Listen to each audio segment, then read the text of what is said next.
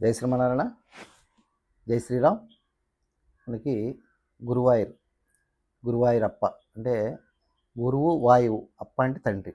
అలాగే ఈ మూర్తి మనకిప్పుడు మనం దర్శించే మూర్తి సనాతన మూర్తి అంటారు. ఎందుకంటే ఇది నారాయణుడు స్వయంగా బ్రహ్మదేవుడికి, అలాగే పరంపర శ్రీరాముడికి, అలాగే అలాగే శ్రీకృష్ణ భగవానుడికి ద్వారకలో, అలా శ్రీకృష్ణ భగవానుడు ఉద్ధవుడికి, ఇలా పరంపర వచ్చినటువంటి ఆ మూర్తి ఈరోజు మనకి దేవతల గురువు అయినటువంటి బృహస్పతి, అలాగే వాయుదేవుడు తీసుకొచ్చి ఇక్కడ ప్రతిష్ఠించారు. ప్రతిష్ఠించిన తర్వాత ఆ స్వామిని గురువు అయినటువంటి బృహస్పతి, వాయువు ప్రతిష్ఠించాడు కాబట్టి ఇక్కడ అప్ప అంటే తండ్రి అనమాట. ఆ యొక్క పేరుతో గురువాయూరప్ప అని స్వామిని నామధేయంగా పిలుస్తారు. ఇక్కడ మనం ఒక విషయం తెలుసుకోవాలి.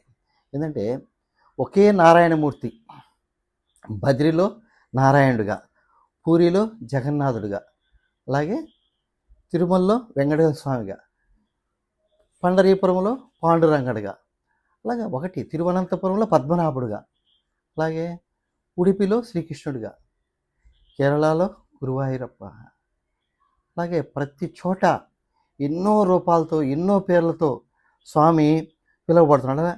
ఇంకా ఇంకా ఎక్కడెక్కడ ఎన్నో దివ్యక్షేత్రాలు, దివ్యదేశాలు స్వామి.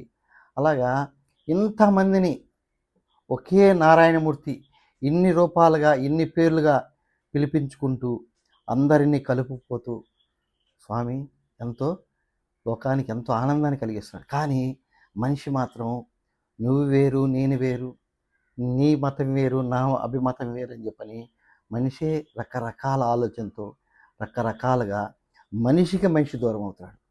కాబట్టి స్వామి యొక్క ఎన్నుకున్నటువంటి విధానం, ఇన్ని రూపాల్లో స్వామి ఇంతమందిని ఇన్ని దేశాలని కలుపుకుంటా, ఇన్ని రాష్ట్రాలను కలుపుకుంటా అందరికీ తన యొక్క లీలను ప్రదర్శిస్తూ మనందరూ కూడా ఎంతో ఆనందాన్ని ఇస్తూ, దాంతోపాటుగా మన కష్టాలను కూడా తొలగిస్తూ మనల్ని ఉన్నత మార్గాన్ని వైపు నడిపిస్తూ మనం పరమపదానికి ఎలా చేరుకోవాలో చక్కగా భగవద్గీత ద్వారా వివరిస్తూ మనకు లోకానికి అందించాడు. జై శ్రీమన్నారాయణ.